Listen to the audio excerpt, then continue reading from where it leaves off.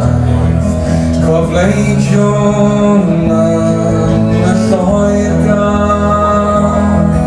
ac addo cwrdd ar ben y dau ble fi fag i'r afon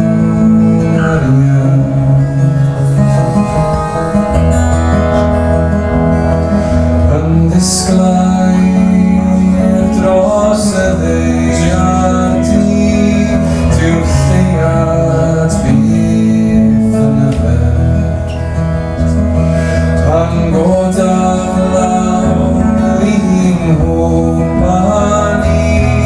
fy nghysgol